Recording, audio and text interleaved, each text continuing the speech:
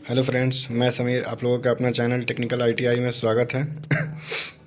आज हम लोग इलेक्ट्रिशियन थ्योरी का दूसरा चैप्टर पढ़ेंगे।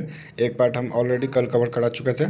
आज हम लोग उसका दूसरा पार्ट कवर करेंगे। ठीक है, ये हमारा पार्ट नंबर 2 है। ठीक है, चैप्टर नंबर दूसरा है। ठीक है, तो आज हम लोग अगले चैप्टर पार्ट नंबर 2 हम लोग देखेंगे। तो गाइज़, अगर आप लोग पहले वाला वीडियो नहीं देखे हैं तो आप लोग उसे देख लीजिए। तो वीडियो शुरू करने से पहले गाइज़, आप लोगों से एक रिक्वेस्ट है कि जो भी भाई हमारे चैनल को फॉलो नहीं किए हैं, सब्सक्राइब नहीं किए हैं, सब्सक्राइब कर लें। और जो वीडियो देख रहे हैं आप लोग, तो वीडियो अच्छी लग रही है तो वीडियो को लाइक करिए। और कोई भी डिस्कस हो, कोई भी सुझाव हो, कोई भी कन्फ्यूजन हो, तो आप हमें कमेंट जरूर करिए। और आप अपने फ्रेंड से, अपने दोस्त सर्कल में और उसे शेयर कीजिए वीडियो को, जिससे और लोग भी वीडियो का लाभ उठा पाएँ और लोग भी सीख पाएँ। ठीक है गाइस, तो चलिए स्टार्ट करते हैं। और एक और आप लोगों को नोटिफिकेशन देना था कि टेक्निकल आईटीआई करके हमारा टेलीग्राम है, उसे ज्वाइन कर लीजिए। आप लोगों को नोटिफिकेशन मिलता रहेगा टेलीग्राम के थ्रू भी, माध्यम से भी। और टेलीग्राम का जो लिंक है यूट्यूब के डिस्क्रिप्शन बॉक्स में है। तो आप लोग वीडियो देखने के बाद डिस्क्रिप्शन बॉक्स से टेलीग्राम ज्वाइन कर लीजिएगा। और हमारे चैनल को लाइक ज़रूर कीजिएगा। वीडियो जो देख रहे हैं आप लाइक कर देंगे तो हमें मोटिवेशन मिलता है, जिससे हमें अच्छा लगता है और वीडियो बनाने में। ठीक है गाइस, चलिए स्टार्ट करते हैं। हम लोग दूसरा नंबर चैप्टर में ये सब टॉपिक कवर कर चुके थे।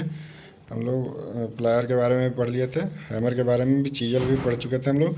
हम लोगों का अगला जो टॉपिक था स्टार्ट हम लोगों को यहाँ से करना है। हेक्सा के बारे में पढ़ना है हम लोगों को।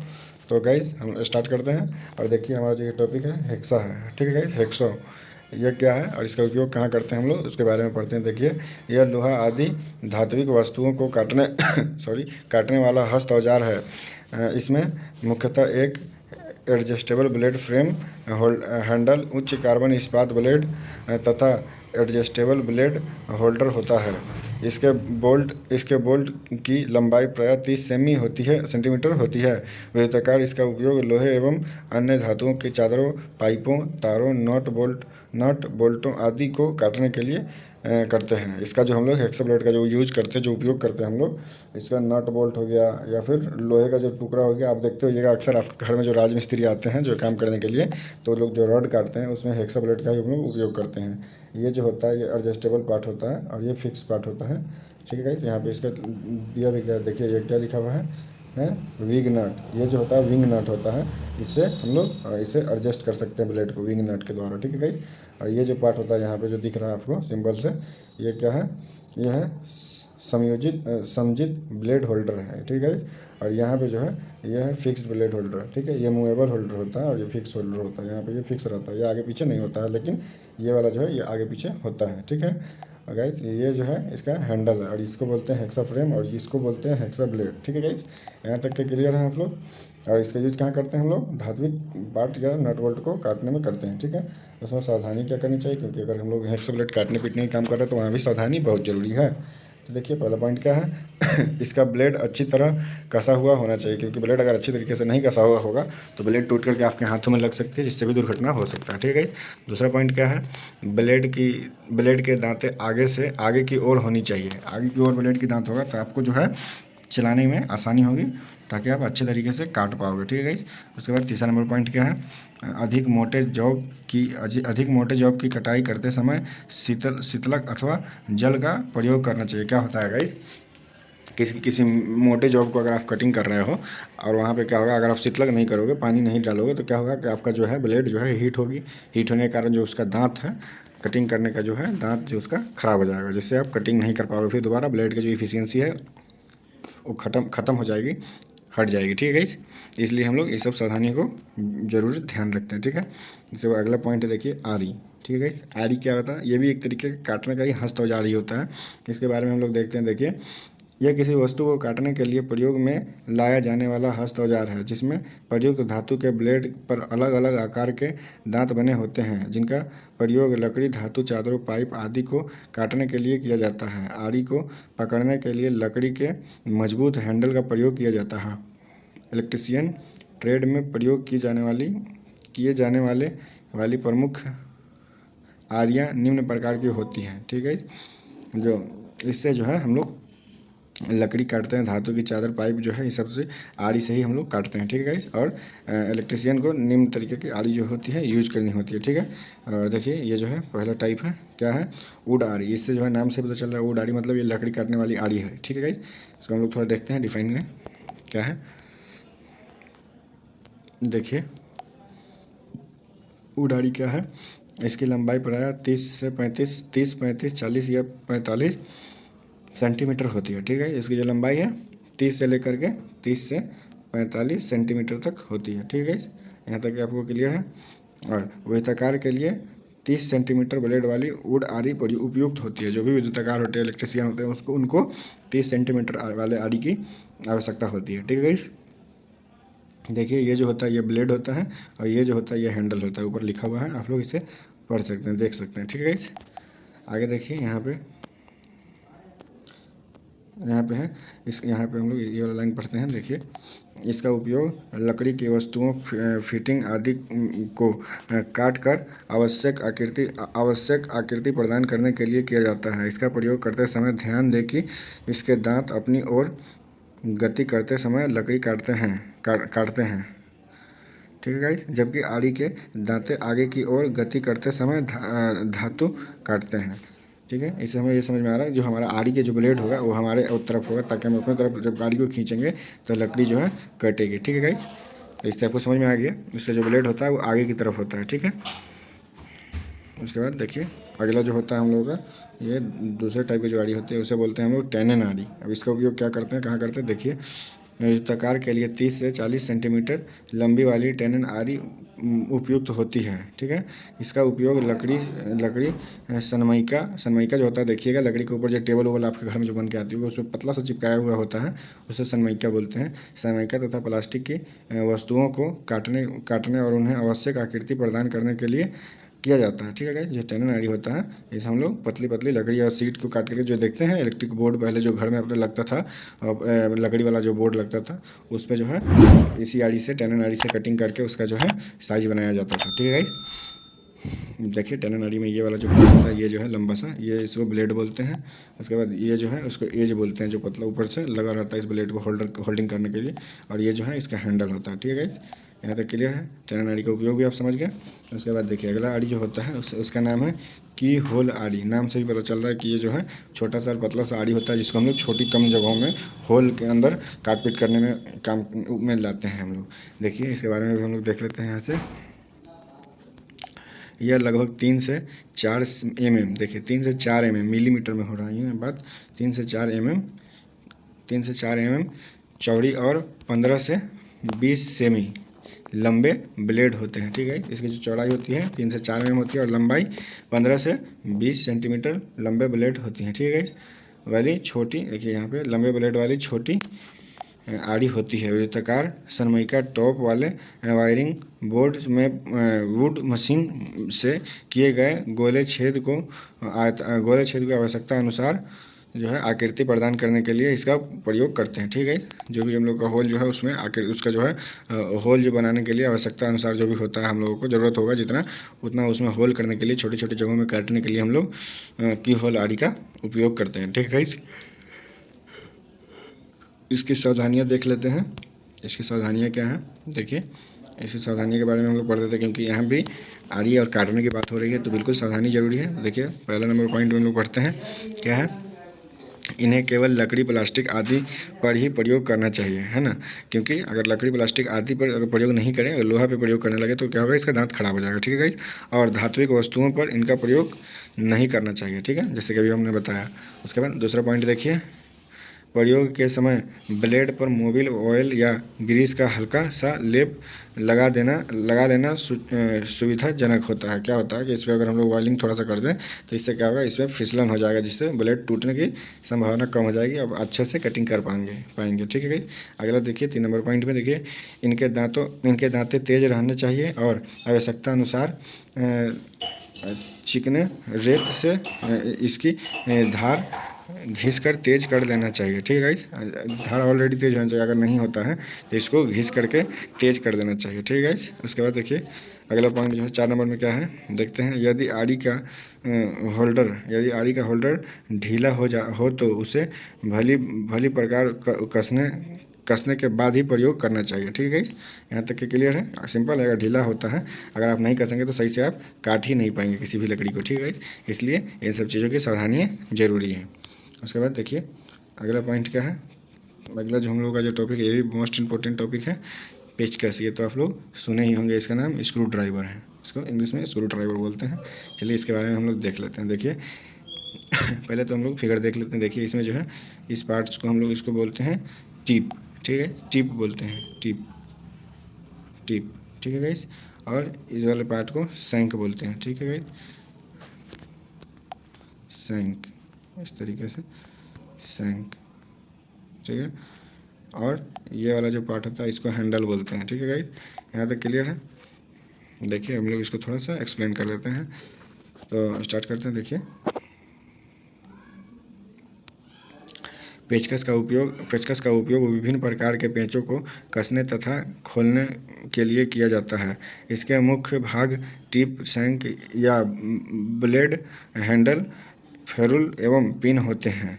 कार्यशाला में विभिन्न लंबाई वाले पेचकस जैसे 15 सेंटीमीटर, 25 सेंटीमीटर तथा 30 सेंटीमीटर प्रयोग किए जाते हैं। ज़रूरत के हिसाब से हम लोग इसकी लंबाई जो है देखते हैं। ये इसका उपयोग क्या करते हैं, नाम से पता चल रहा है पेचकस। इससे पेंच को कसना या खोलने में हम लोग इसका उपयोग करते हैं। ठीक है गाइस, यहाँ तक क्लियर है। और ये अलग अलग विभिन्न साइज़ों में उपलब्ध होता है। 15 सेंटीमीटर से 30 सेंटीमीटर लंबाई तक उपलब्ध होता है। ठीक है गाइस, आगे देखते हैं। देखिए ये अनेक आकार प्रकार के होते हैं, जैसे फ्लैट टिप, क्रॉस यू और टिप आदि। ये जो है इसके प्रकार हैं। इनके शंख या ब्लेड की लंबाई के आधार पर इनका आकार व्यक्त किया जाता है। सामान्यतः 5 से 30 सेंटीमीटर शंख लंबाई वाले पेचकस प्रयोग किए जाते हैं। ठीक है, हम लोग को ये भी ध्यान रखना है कि जो भी इलेक्ट्रिशियन है उनको 5 सेंटीमीटर से 30 सेंटीमीटर शंख वाला तक का शंख की जो लंबाई होती है उतना तक हम लोग इसका यूज करते हैं। एक वृत्ताकार के लिए 8 सेंटीमीटर से 30 सेंटीमीटर शंख लंबाई तथा फ्लैट टिप वाले पेचकस की आवश्यकता होती है। ठीक है गाइस, यहाँ तक क्लियर हो गया।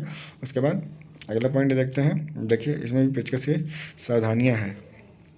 पेचकस का भी हम लोग सावधानियाँ करना करें तो हाथ में इससे लग सकता है, जिससे हमारे हाथ में यह हल सकता है ना, तो इससे भी सावधानी जरूरी है। देखिए हम लोग पहला पॉइंट देखते हैं क्या है। इन्हें छेनी की भांति हैमर से चोट करके प्रयोग नहीं करना चाहिए। क्या होता है ना, कई लोगों को देखिएगा ना, इसको हम लोग ठोकने में भी काम करने लगते हैं, तो इससे नहीं करना। इससे क्या होगा कि हमारा जो पेचकस है उसका हैंडल टूट जाएगा या इसका शंख मुड़ जाएगा, खराब हो जाएगा। ठीक है, उसका टिप भी खराब हो सकता है, इसलिए उसका उपयोग नहीं करना चाहिए, भली भांति छेनी के रूप में नहीं करना चाहिए। ठीक है, उसके बाद दूसरा पॉइंट देखिए क्या है। प्रयोग से पूर्व यदि हैंडल पर ग्रीस आदि लगी हो तो उसे साफ कर लेना चाहिए, जिससे कि पेचकस के स्लिप होने की संभावना न्यूनतम रहे। क्या होगा कि अगर आप उस पेचकस के हैंडल पर अगर तेल लगा रहेगा तो आप अगर कसने जाओगे पेच तो कसाएगा ही नहीं, क्योंकि आपका जो हाथ है वो स्लिप हो जाएगा बार बार।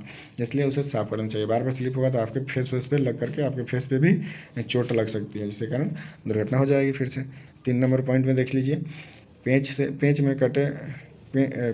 में कटे स्लॉट की लंबाई के तुल्य चौड़े टिप वाला पेचकस प्रयोग करना चाहिए। जो भी आपके पेंच के जो स्लॉट होता है उसकी लंबाई के हिसाब से ही हम लोगों को पेचकस का उपयोग करना चाहिए। ठीक है, अगला पॉइंट देखिए 4 नंबर पॉइंट है। चोट से बचाव के लिए पेचकस की टिप को घिसकर अधिक नुकीला नहीं बनाना चाहिए। क्या होगा, अगर अधिक नुकीला बना लोगे आप तो आप जब पेच को खोलने जाओगे तो नुकीला होने के कारण मुड़ जाएगा। ठीक है, उसमें जो टेम्पर होनी चाहिए, जो हार्डनेस होनी चाहिए वो नहीं रह पाएगी। ठीक है, उससे आपका काम खराब हो जाएगा, गड़बड़ हो जाएगा, पेचकस खराब हो जाएगा इस तरीके से। ठीक है, तो इन सब चीज़ों की सावधानियाँ हमें रखनी चाहिए। ठीक है, अगला पॉइंट देखिए। अगला पॉइंट क्या है, पोकर। देखिए इसके बारे में हम लोग जानते हैं। पोकर जो होता है ये एक तरीके से सुम्हा टाइप होता है, इससे हम लोग होल करने का काम करते हैं। देखिए इसके बारे में पढ़ते हैं। देखिए इसे सुम्भी या, देखिए नाम से पता चल रहा है ना, इसे सुम्भी या ब्रोडल भी कहते हैं। ठीक है, यह पेचकस से मिलती जुलती आकृति वाला औजार है। ठीक है गाइस, सब कुछ इसका पेचकस के जैसा होता है, लेकिन जो ये टिप होता है, इसका जो टिप होता है ये नुकीला होता है। ठीक है गाइस, तो चलिए हम लोग मिलती जुलती औजार है यहाँ पे देख लेते हैं। आगे देखते हैं, इसके संग की लंबाई प्रायः 20 सेंटीमीटर होती है, इसकी टिप नुकीली होती है और यह पीछे की ओर चौड़ी चौकोर हो जाता है, जैसे कि चित्र में दर्शाया गया है। ठीक है, इसका उपयोग लकड़ी की फिटिंग में पेंच कसने से पूर्व पेंच के लिए छोटे खांचे बनाने के लिए किया जाता है। क्या होता है कि जब बोर्ड को देखिएगा तो जो बॉक्स होता है, बॉक्स पे बोर्ड कसने के लिए, इलेक्ट्रिक बोर्ड कसने के लिए उसमें होल करना होता है, तब ना जाकर के उसमें पेच कस आएगा। तो होल करने के लिए हम लोग वहाँ पे पोकड़ का उपयोग करते हैं। ठीक है, इसका अलग अलग पार्ट का नाम है। ये जो पार्ट है इसको बोलते हैं हम लोग टीप, इसको बोलते हैं शंक, जो इसकी लंबाई होती है इसको शंक बोलते हैं, और इसको हैंडल बोलते हैं पूरा पार्ट को। ठीक है गाइस, यहाँ तक क्लियर है। आगे देखते हैं, इससे भी देखिए पोकर से भी सावधानी रखनी चाहिए, क्योंकि ये नुकीला औजार है। देखिए ये क्या है, पोकर की 2 सावधानियां हैं। क्या है, एक नंबर में है, एक नंबर में है इसका प्रयोग धात्विक वस्तुओं पर नहीं करना चाहिए, क्योंकि इसका जो है लकड़ी के लिए उपयोग में किया जाता है। आप धातु पे करेंगे तो इसका नुकीला जो नोक है वो खराब हो जाएगा, फिर ये काम करने के लायक नहीं रहेगा। अगला पॉइंट है, इनकी टिप आगे से नुकीली तथा पीछे से चौकोर बनी रहनी चाहिए, तभी यह उपयुक्त तरीके से कार्य कर सकता है। क्या होगा कि अगर नुकीली आगे से नहीं रहेगी तो फिर अंदर धंसेगा नहीं, और ऊपर से चौकोर होने से क्या होगा कि अच्छे तरीके से वो काम करने में आपको मतलब सहायता प्रदान करेगी। ठीक है गाइज, अगला पॉइंट क्या है, अगला पॉइंट है रोल प्लग टूल। ठीक है गाइज, ये देखिए रोल प्लग टूल क्या होता है, इसके बारे में हम लोग थोड़ा पढ़ते हैं। देखिए, यह पत्थर की दीवार में छेद करने में काम आता है। वायरिंग करते समय इसे दीवार में छेद करके पीवीसी की स्लीव लगाकर पेंच कसे जाते हैं। इसका होल्डर मल्टी स्टील व बीट कार्बन स्टील का बना होता है। ठीक है, इसको हम लोग इसका उपयोग रावल प्लग का जो है रावल प्लग टूल जो है, इसका उपयोग हम लोग प्लास्टिक का जो ये होता है रावल प्लग, उसको ये बोलते हैं क्या बोलते हैं, उसका नाम अभी याद नहीं आ रहा, लेकिन उसको गिट्टी बोलते हैं, सॉरी हाँ उसको गिट्टी बोलते हैं। तो उसको जो है दीवार में सेट करने के लिए हम लोग रावल प्लग टूल का उपयोग करते हैं। ठीक है, तो देखिए ये जो होता है इसका, ये होता है टूल बिट, उसके बाद ये जो होता है ये टूल हैंडल होता है। ठीक है, यहाँ तक क्लियर है। फिर हम लोग अगला पॉइंट देखते हैं। देखिए अगला पॉइंट है, इसका भी सावधानियाँ क्या है, सावधानियाँ क्या बरतनी चाहिए। देखिए रावल प्लग में जो संबंधित सावधानियाँ हैं वो क्या क्या होनी चाहिए, एक नंबर पॉइंट में है, एक नंबर पॉइंट में है इसे धातुओं की चादर आदि में छिद्र करने के लिए प्रयोग नहीं करना चाहिए। दूसरा पॉइंट क्या है, इसे भूमि पर नहीं पटकना चाहिए, इसकी क्योंकि इस प्रकार इसकी बीट टूट सकती है। ठीक है, इसे समझ में आ रहा है। इसका जो हम लोग उपयोग करते हैं कि किसके लिए करते हैं, दीवार में गिट्टी को लगाने के लिए करते हैं। ठीक है गाइस, तो इसलिए इन सब चीज़ों को बचा कर रखना है, गिरना नहीं चाहिए डायरेक्टली, वरना खराब हो सकता है, टूट सकता है। ठीक है, आगे देखते हैं। तो अगला जो हम लोगों का जो पॉइंट है ये है फेज टेस्टर। ठीक है गाइस, ये तो बहुत ही समझिए कि ये जो है ये हार्ट है इलेक्ट्रिशियन का। ठीक है गाइस, इसको हम लोग इलेक्ट्रिशियन का दिल समझ सकते हैं। ठीक है, फेज टेस्टर को, क्योंकि इलेक्ट्रिशियन का अगर किसी भी व्यक्ति के पैकेट में अगर आपको फेज टेस्टर दिख जाए तो पता चल जाता है कि व्यक्ति इलेक्ट्रिशियन है, हम लोग मान लेते हैं कि ऐसा कि इलेक्ट्रिशियन है। ठीक है गाइस, इसलिए इसे हम लोग कह सकते हैं कि इलेक्ट्रिशियन का ये जो है हार्ट है। ठीक है गाइस, तो देखिए जो ये फेज टेस्टर क्या होता है इसके बारे में हम लोग पढ़ते हैं। यह देखने में तो पेचकस जैसा ही होता है, परंतु यह पेचकस नहीं है। इसके ब्लेड की लंबाई 8 सेंटीमीटर होती है। इसके हैंडल में एक कार्बन प्रतिरोधक तथा एक नियॉन लैंप शंक और होल्डर के ऊपर धात्विक कैंप के बीच संयोजित रहता है। इसका उपयोग फेज की उपस्थिति तथा पहचान के लिए किया जाता है।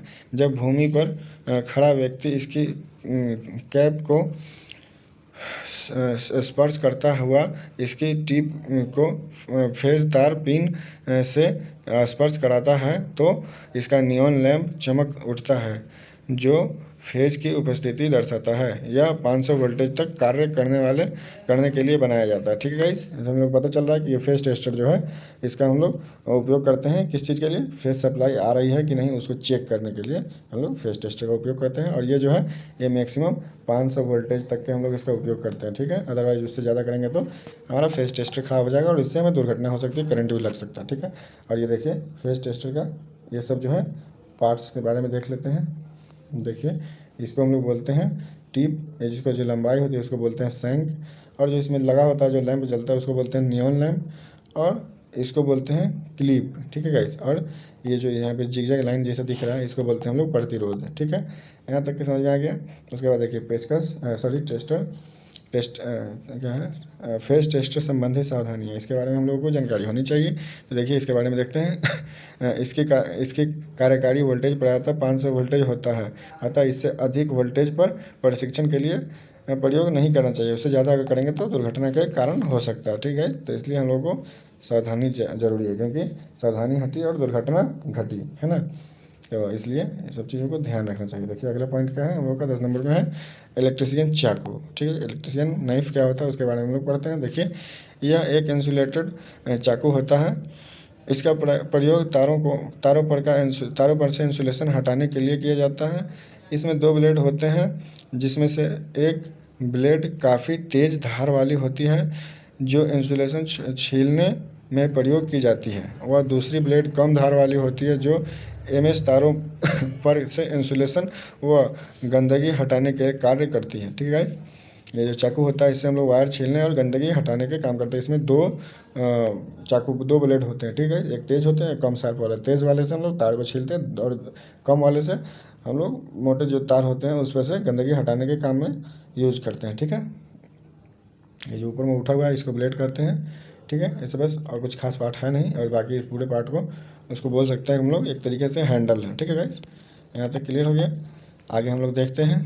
देखिए ये इसकी सावधानियां हैं, इलेक्ट्रिशियन चाकू संबंधित सावधानियां क्या क्या है उसके बारे में हम लोग देखते हैं। देखिए 1 नंबर पॉइंट में इसका प्रयोग तारों को हटाने के लिए नहीं करना चाहिए। ठीक है, क्योंकि ये पूरा का पूरा मेटल पार्ट होता है, धात्विक पार्ट होता है। अगर हम लोग इसका प्रयोग तारों को काटने के लिए करेंगे तो क्या होगा, तार कटेगा नहीं और इसका नोक खराब हो जाएगा। हो सकता है कहीं तार में अगर करंट हो तो भी हम लोगों को नुकसान पहुंचा सकता है। ठीक है, इसलिए हमें तार को काटने में इसका उपयोग नहीं करना चाहिए, अदरवाइज ये भी हो सकता है कि ब्लेड आपका टूट जाए।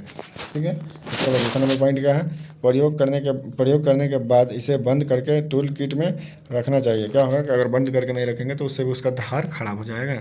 तीसरा नंबर पॉइंट में देखिए इसका प्रयोग इनेमिल्ड तारों का इंसुलेशन खुरदने में नहीं करना चाहिए। जो हम लोग वायरिंग जो वाइंडिंग वायर होता है उसमें एनामिल का परत चढ़ा होता है, उसे खुरदने के लिए भी नहीं करना चाहिए इसका उपयोग, इससे भी ये खराब हो सकता है। ठीक है गाइस, चलिए हम लोग अगला देखते हैं। अगला टॉपिक है हम लोगों का टेस्ट लैम्प। ये भी बहुत ही इम्पोर्टेंट है इलेक्ट्रिशियन के लिए। ठीक, फेज लैम्प इसका हम लोग जो उपयोग करते हैं फेज लैम्प का, इसे हम लोग फेज सप्लाई की बारे में जानकारी लेते हैं कि हमारा वहाँ पे फेज सप्लाई काम कर रही है या नहीं। चलिए उसके बारे में पढ़ते देखिए। प्रशिक्षण करने वाले लैंप का प्रयोग किसी एसी परिपथ में शॉर्ट सर्किट की जांच के लिए किया जाता है। इसमें इसमें इसमें एक होल्डर होता है जिसमें 2 इंसुलेटेड तार लगे होते हैं तथा होल्डर में एक 60 वाट का बल्ब लगा होता है। इसका प्रयोग भी टेस्टर की तरह ही किया जाता है। नंगे तार से स्पर्श कराने पर यदि बल्ब जलता है तो परिपथ में विद्युत प्रवाह हो रही है, अन्यथा नहीं।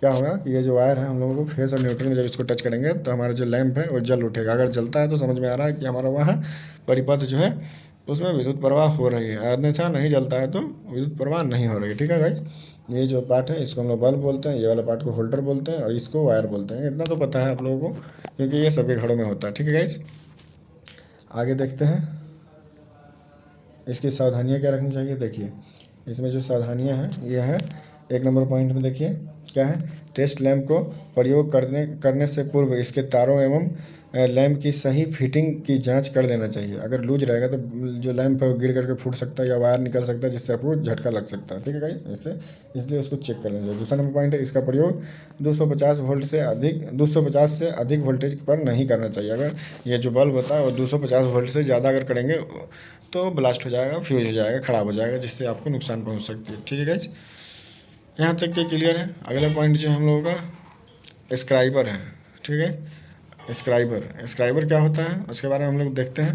ये 12 नंबर पॉइंट है स्क्राइबर के बारे में, इसको हम लोग देखते हैं। देखिए, स्क्राइबर स्टील अथवा कार्बन स्टील से बनी नुकीला व पहना औजार होता है। वैद्युतिक में मुख्यतः प्लेन एवं डबल एंडेड स्क्राइबर का प्रयोग किया जाता है। इनका प्रयोग कतरन कार्य से पूर्व कार्यखंडों पर मार्किंग करने के लिए किया जाता है। ठीक है गाइस, समझ में आ रहा है कि हम लोग जब भी कहीं काम करते हैं तो हम मार्किंग करने के लिए इसका उपयोग करते हैं। ठीक है गाइस, यहाँ तक क्लियर है। ये देखिए, इस तरीके का ये दिखाई देता है, इस तरीके का भी होता है और इस तरीके का भी होता है। दोनों को देख लीजिए। दो ये जो होता है 1 नंबर वाला, ये जो होता है देखिए ये 1 नंबर वाला बोलते हैं प्लेन स्क्राइबर और इसको बोलते हैं डबल एंडेड स्क्राइबर। ठीक है गाइस, यहाँ तक क्लियर है। आगे देखते हैं स्क्रबर की सावधानियाँ क्या होनी चाहिए। देखिए 1 नंबर पॉइंट में है, इन्हें जंग आदि से बचाना चाहिए। जंग लग जाएगा तो ये काम नहीं करेगा फिर। दूसरा नंबर पॉइंट है, प्रयोग करने के पश्चात इन्हें टूल किट में रखना चाहिए। प्रयोग करने के बाद इसे टूल किट में नहीं रखेंगे तो इनका नोक जो है वो टेढ़ा हो जाएगा, तो फिर बाद में काम करने लायक नहीं रहेगा। ठीक है गाइस, फिर अगला पॉइंट है 13 नंबर में है पंच। नाम से ही पता चल रहा है पंच, यहाँ पंच मुक्का फैट की बात नहीं हो रही है। ये पंच जो है ये मतलब कहीं पंच करने के लिए दाग बनाने के लिए इसका उपयोग किया जाता है। ठीक है, इसको हम लोग अभी देखते हैं। ठीक है,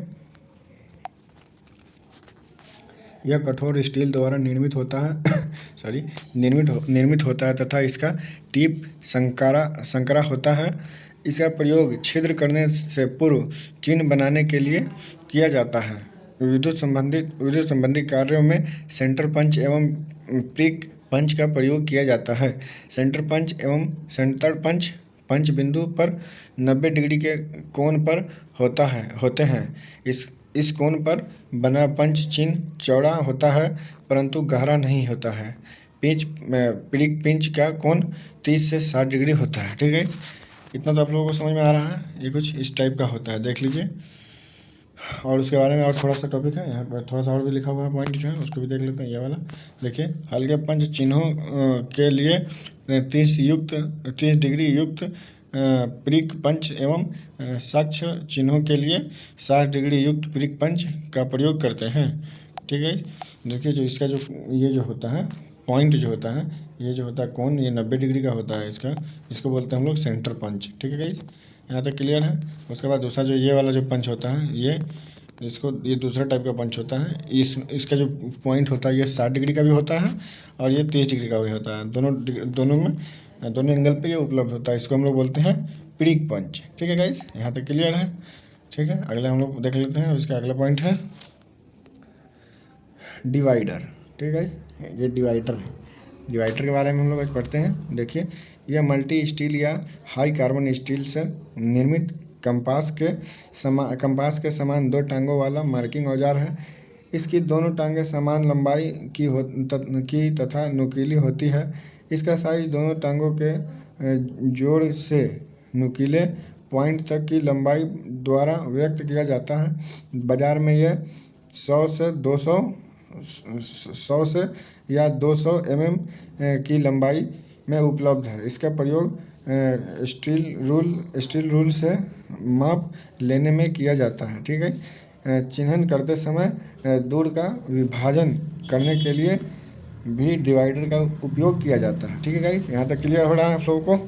उसके बाद देखिए, संरचना के आधार पर डिवाइडर दो प्रकार के होते हैं। नंबर 1 में है रिवेट टाइप व दूसरा है स्प्रिंग टाइप के होते हैं।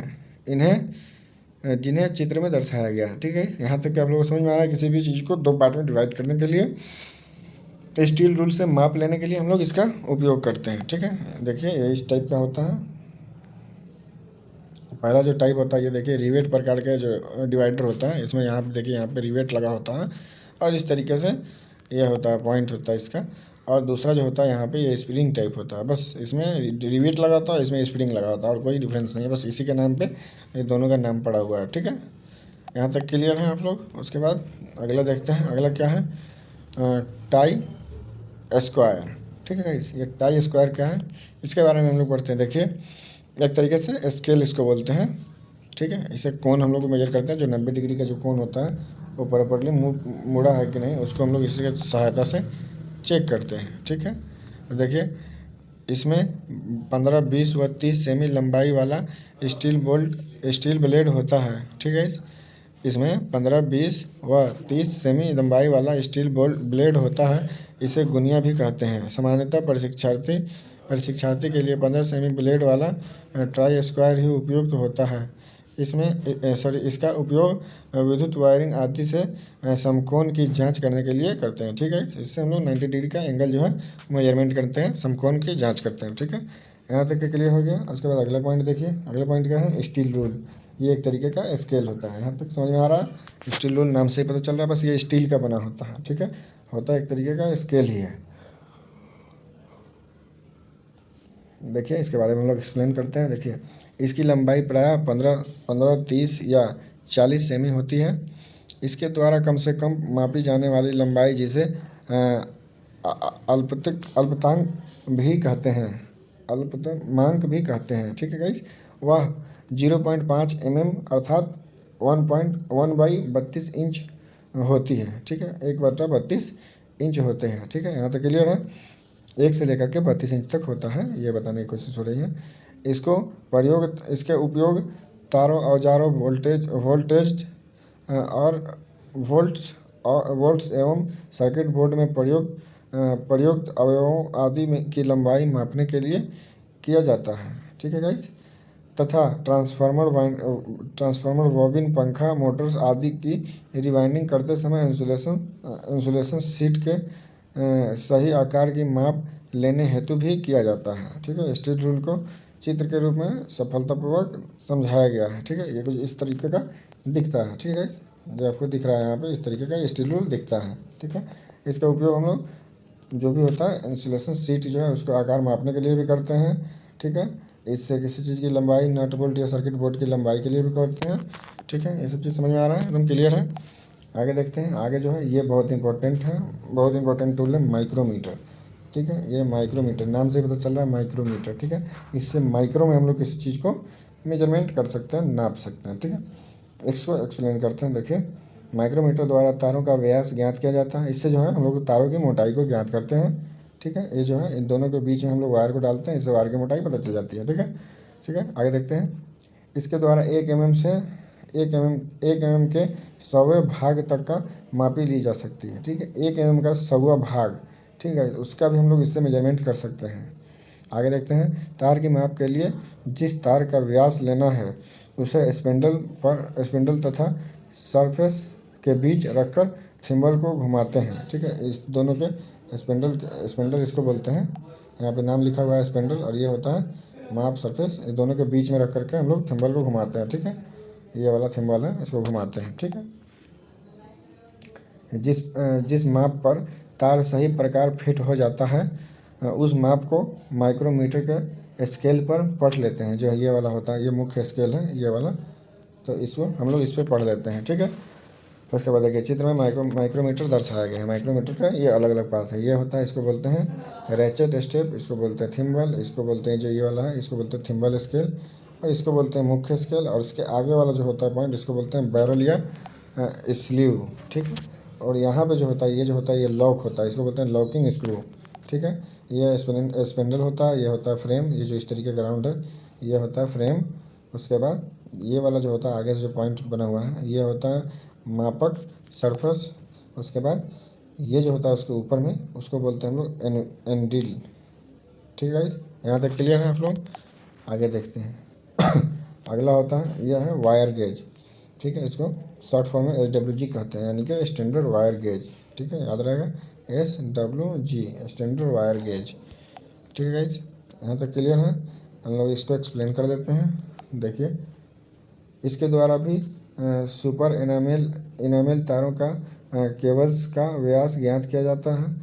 इसके चारों ओर परिधि पर कटिंग होती है, इनमें जिसमें नंबर लिखे होते हैं, जैसे कि चित्र में दर्शाया गया है। क्या होता है, ये जो सिंबल दिख रहा है, इसमें फिगर दिख रहा है, क्या होता है कि हमारा जो है वायर को हम लोग इसमें डाल करके चेक करते हैं। ठीक है, अगर इसमें डाल करके चेक करेंगे, जिसमें फ्रीली मूव करेगा अच्छे तरीके से, बहुत ज़्यादा मूव भी नहीं करना चाहिए, बहुत ज़्यादा टाइट भी नहीं होना चाहिए। मान लीजिए हम इसमें डालें तो इसमें बहुत ज़्यादा मूव कर रहा है, और इसमें डालें तो एकदम टाइट हो गया, तो जो बीच वाले में डालेंगे इसमें फिक्स आ रहा है, तो इसका मतलब है कि जो हमारा वायर जो है वो 4 नंबर SWG का, यानी कि इस जो है 4 नंबर स्टैंडर्ड वायर गेज से ये नंबर उसका मालूम पड़ जाएगा कि वो 4 नंबर SWG का है। ठीक है, उसके बाद आगे देखते हैं, उसी टॉपिक में है। यहाँ पे देखिए, इनमें तार को डालकर उसके गेज ज्ञात कर लेते हैं, जिससे स्लॉट में भी तार ठीक से फिट हो जाता है, वहाँ उसका गेज नंबर होता है। ठीक है, इस प्रकार धातु की चादरों की मोटाई भी इसके द्वारा ज्ञात की जा सकती है। ठीक है गाइस, यहाँ तक क्लियर है आप लोग। उसके बाद देखिए अगला पॉइंट क्या है। अगला पॉइंट है माप टेप। ये तो आप सभी लोग देखे ही होंगे, जो आपके यहाँ राजमिस्त्री आते हैं या बढ़ई आते हैं या फिर इलेक्ट्रीशियन आते हैं, उनके पास भी ये टेप होता है। ठीक है, यहाँ तक क्लियर है। देखते हैं इसके बारे में थोड़ा एक्सप्लेन करते हैं, ये क्या है इसके बारे में पढ़ते हैं। देखिए, माप टेप जो है, माप टेप के द्वारा किसी भी जॉब अथवा वस्तु की अधिकतम लंबाई को मापा जा सकता है। यह विभिन्न लंबाई में उपलब्ध है। सामान्यतः विद्युत मैकेनिक 150 सेमी लंबी माप टेप प्रयोग करते हैं। माप टेप में एक स्प्रिंग लगी होती है, जिसके कारण माप के बाद यह स्व ही बॉक्स में अंदर चला जाता है। संरचना में यह चित्र अनुसार होती है। ये देखिए, ये जो होता है इस कुछ इस तरीके का दिखाई देता है, और इसमें क्या होता है, एक स्प्रिंग लगी होती है, इसको आप बाहर निकालिएगा, 150 सेंटीमीटर लंबा होता है बाहर। आप मेजरमेंट करने के बाद इसको जैसे ही आप छोड़ेंगे तो ये ऑटोमेटिक अंदर की तरफ चला जाएगा। ठीक है, बंद हो जाता है। ठीक है, यहाँ तक क्लियर है। इसको ही बोलते हैं हम लोग मेजर टेप। उसके बाद है अगला पॉइंट है साहुल। ठीक है, अक्सर देखिएगा कि आपको मिस्त्री के पास मिल जाएंगे। इलेक्ट्रिशियन को इसका क्या ज़रूरत पड़ता है, तो किसी भी मशीन को बैठाने के लिए हम लोगों को एक बेस बनाना पड़ता है, तो उस बेस को बनाने के लिए हम लोग वहाँ पे साहुल का उपयोग करते हैं। ठीक है गाइस, इसको थोड़ा एक्सप्लेन करके देखिए। यह एक डोर से लटका हुआ भाड़ होता है, जिसका प्रयोग मैकेनिक ऊर्ध्वाधर रेखा खींचने या ऊर्ध्वाधर रेखा की प्रशिक्षण के लिए करने में करते हैं। इसकी नीचे तली में नोक यानी कि टिप होती है। ठीक है, देखिए यहाँ पे जो है इसका जो टिप होता है, और इसे बोलते हैं थ्रेड। तो यहाँ तक क्लियर है।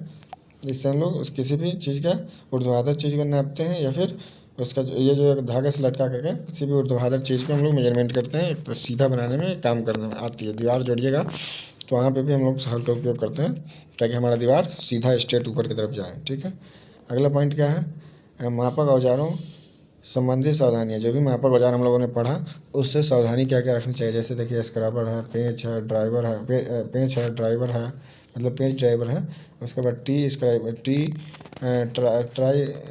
ट्राई स्क्वायर है, माप है, मापन टेप व वायर गेज आदि जो है, ये क्या है, मापक औजारों का प्रयोग करते समय निम्न सावधानी बरतनी चाहिए। कौन कौन सी है, एक नंबर में देखिए, स्क्राइबर के द्वारा चिन्ह लगाते समय उसे कसकर पकड़ना चाहिए, अन्यथा चिन्ह उपयुक्त स्थान पर नहीं लगेगी। अगर लूज रहेगा तो इधर उधर स्लिप होकर के कहीं भी चिन्ह लग जाएगा। ठीक है गाइस, दूसरा नंबर पॉइंट क्या है, साक्ष्य चिन्ह लगाने के लिए 30 डिग्री उपयुक्त प्रिक पंच का प्रयोग करना चाहिए। जहाँ भी हम लोगों को साक्ष्य चिन्ह लगाना हो, वहाँ पे नॉर्मली चिन्ह लगाना, ज़्यादा हार्ड नहीं, वहाँ 30 डिग्री का हम लोग उपयोग करते हैं। ठीक है, अगला पॉइंट क्या है, 3 नंबर में देखिए, डिवाइडर से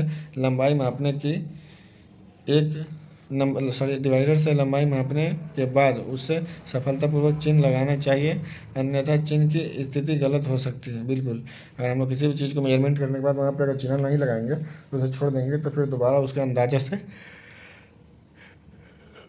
वो गलत हो सकती है। ठीक है गाइस, उसके बाद अगला पॉइंट है 4 नंबर पॉइंट देखिए, ट्राई स्क्वायर के द्वारा समकोणता की जांच सफलतापूर्वक करनी चाहिए। क्या होता है, जो ट्राई स्क्वायर होता है उसके द्वारा हम लोग सफलतापूर्वक जो भी 90 डिग्री का एंगल हमारा बना है कि नहीं, उससे मेजरमेंट करते हैं। ठीक है, समकोण बना है कि नहीं, उसके सहायता से जाँचते हैं। ठीक है गाइस, उसके बाद अगला पॉइंट क्या है, देखिए उसका 5वां नंबर पॉइंट है, स्केल द्वारा मापन करते समय इसके विभाजनों का भी ध्यान रखना चाहिए। ठीक है, जो स्केल से हम लोग माप कर रहे हैं उसका विभाजन का भी ध्यान रखना चाहिए कि कौन कौन सा मीटर में नाप रहे हैं, mm में नाप रहे हैं, सेंटीमीटर में नाप रहे हैं, इन सब चीज़ों की नॉलेज हमें होनी चाहिए। ठीक है, अगला पॉइंट क्या है इसमें, अगला पॉइंट है हम लोगों का जो रेती है। ठीक है, अगला पॉइंट हम लोग रेती के बारे में पढ़ेंगे। तो देखिए स्टार्ट करते हैं। यहाँ पे जो पॉइंट है ये है रेती, इसको फाइल भी बोलते हैं। ठीक है गाइस, फाइल्स। देखिए पढ़ते हैं इसको। किसी कार्यखंड की सतह पर खुदी सतह वाले टूल को रगड़कर पदार्थ को चूर्ण के रूप में हटाने की प्रक्रिया को रेतना कहते हैं। ठीक है गाइस, तथा इस औजार से यह प्रक्रिया की जाती है जिससे उसे रेती कहते हैं। ठीक है, जिससे भी हम लोग घस करके चूर्ण के रूप में पदार्थ को निकालते हैं उससे ही रेती कहते हैं। आगे देखते हैं। रेती के द्वारा हम समतल सतह, वक्र सतह, सीधी झिर्री, वृत्ताकार या आयताकार होल लगभग प्रत्येक प्रकार की आकृति पर एक अपशिष्ट पदार्थ को बारीक कोनों के रूप में हटा सकते हैं।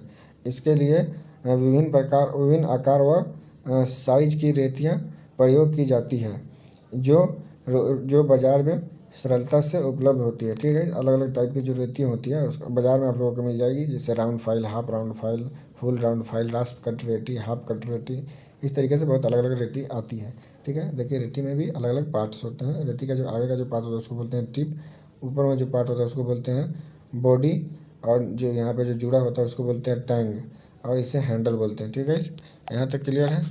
आगे देखिए इसको, और आगे देखते हैं क्या है। यहाँ से देखिए रेतियों को निम्न बिंदुओं के आकृति अनुसार किया जाता है, वर्गीकृत किया जाता है। नंबर 1 में देखिए लंबाई के अनुसार। सामान्यतः रेती की लंबाई 10, 15, 20, 25, 30 व 35 सेंटीमीटर तक होती है। ठीक है, इस लंबाई के अनुसार भी हम लोग अलग अलग टाइप में रेती देख सकते हैं। दूसरा नंबर में ग्रेड के अनुसार रास्प, board, second cut, smooth, dead smooth आदि रेती होती है। ये क्या, इसके ग्रेड के अनुसार पे होती है। ठीक है, अगला पॉइंट है कट के अनुसार सिंगल कट, डबल कट, उसके बाद कॉर्ड कट, स्पाइरल कट व रास्प कट रेती होती है। ठीक है, ये कटिंग के आधार पर होता है। जो रेती में अंदर जो दाग बना होता है इस तरीके से जो दाग होता है उसको बोलते हैं हम लोग कटिंग के आधार पर जो बांटते हैं। ठीक है, अगला पॉइंट क्या है, आकार के अनुसार, है ना गाइस, ये अभी बताएं आपको। आकार के अनुसार flat, round, half round, square, triangular, hand, knife, edge व नीडल आदि रेती होती है। ये क्या होता है, आकार के अनुसार होता है। ठीक है गाइस, देखिए यहाँ पे है वृत्ताकार के लिए 250 mm लंबी बॉल्ड हाफ राउंड रेती उपयुक्त होती है। इसके अंतर्गत अतिरिक्त 250 mm लंबाई वाली रास्प कट रेती, तिकोनी रेती एवं राउंड रेती का भी आवश्यकता पड़ती है। ठीक है, इस तरीके का ये है रेतियाँ, ये आप लोग देख सकते हैं। क्या है, 1 नंबर में है राउंड रेती, इस तरीके का दिखाई देता है। दूसरा नंबर में है यहाँ पे फ्लैट रेती, तीसरा नंबर में हाफ राउंड रेती, और चौथा नंबर में है रास्प कट रेती। ये कुछ इस तरीके का दिखाई देता है। ठीक है, यहाँ तक क्लियर है। उसके बाद देखिए रेती संबंधी सावधानियाँ, हम लोग सावधानियाँ भी देख लें, क्योंकि हम लोग रेती का यूज़ कर रहे हैं तो उसका सावधानियाँ भी बहुत ज़रूरी है। ठीक है, तो देखिए 1 नंबर पॉइंट में क्या है, इसे बिना हैंडल का प्रयोग नहीं करना चाहिए। ठीक है, अगर आती रेती का हम लोग बिना हैंडल का प्रयोग करेंगे तो क्या हो सकता है, इससे हमें नुकसान हो सकती है, कट सकता है, कहीं भी कट लग सकती है। ठीक है, इसलिए बिना हैंडल का उपयोग नहीं करना चाहिए। ठीक है, दूसरा नंबर पॉइंट क्या है, वायर ब्रश के द्वारा समय समय पर इसके दांते साफ करते रहना चाहिए। ठीक है, जो होता है वायर ब्रश जो होता है उसके द्वारा हम लोग इसके दांत को साफ करना चाहिए, ताकि इसमें जो कण जो पड़े होते हैं मेटल के वो बाहर निकल जाएंगे, ताकि फिर ये इसकी एफिशिएंसी अच्छी होगी, काट पीट करने में, फिर जो घसने में हमें आसानी होगी। ठीक है, अगला पॉइंट क्या है, इस प्रकार न तो चिकनाई लगानी चाहिए और ना ही इसे चिकनाई युक्त सतह पर प्रयोग करना चाहिए। क्या होता है कि इस प्रकार की जो रेती होती है उस पर हम लोग चिकनाई का मतलब प्लेन नहीं करना चाहिए। मान लीजिए ग्राइंडर मार दीजिएगा तो फिर वो रेती कहाँ रहा, एक तो लोहा का टुकड़ा हो गया ना एक तरीके से, तो इसलिए उसको चिकना नहीं बनाना है, और उसको जो है एकदम चिकना सतह पे अगर उपयोग करेंगे तो उसका कोई मतलब नहीं रहेगा, क्योंकि उपयोग हम लोग क्यों करते रेती को चिकना बनाने के लिए। ऑलरेडी जब कोई जगह चिकना है तो उस पर रेती का उस पर जो है रेती यूज करने का मतलब है कि फालतू का काम करना, ठीक है गाइज। इसलिए हम लोगों की ये सारी सावधानियाँ बहुत ज़रूरी है। तो ठीक है, आप लोगों को इतना तक पढ़ा चुके हैं। हम लोगों का जो अगला टॉपिक जो है यह है सोल्डरिंग आयरन, ठीक है। तो इसको हम लोग कल टॉपिक को कवर करेंगे, इसके आगे हम लोग कल पढ़ेंगे, ठीक है। आप लोगों को हमारा वीडियो पसंद आ रहा हो तो लाइक कीजिए, और वीडियो को हम यहीं पे एंड करते हैं, और फिर आप लोगों से मिलेंगे अगले वीडियो में कल, ठीक है। तो आप लोगों को हमारे वीडियो को लाइक कीजिए, सब्सक्राइब कीजिए हमारे चैनल को, और कमेंट कीजिए और सपोर्ट आप लोग कीजिएगा, तो फिर आगे की क्लास टाइम टू टाइम आती रहेगी, ठीक है। और आप अपने फ्रेंड ग्रुप में शेयर कीजिए, जिससे और लोग हमारे ग्रुप से आपके चैनल टेक्निकल ITI से जुड़ पाएँ। और आप लोग टेलीग्राम ज्वाइन कीजिए, ठीक है गाइज। टेलीग्राम से आपको टाइम टू टाइम नोटिफिकेशन पहुंचेगी। कोई भी कन्फ्यूजन, कोई भी डाउट या कोई भी सजेशन आपको बताना हो तो हमें कमेंट जरूर करिए, आपको कमेंट का रिप्लाई भी दिया जाएगा, और आपके कमेंट से अगर कोई सजेशन हो तो उसे हम जरूर करेंगे, ठीक है। चलिए फिर मिलते हैं आपसे नेक्स्ट वीडियो में, तब तक के लिए आप लोग अपना ख्याल रखिए। Goodbye, thank you.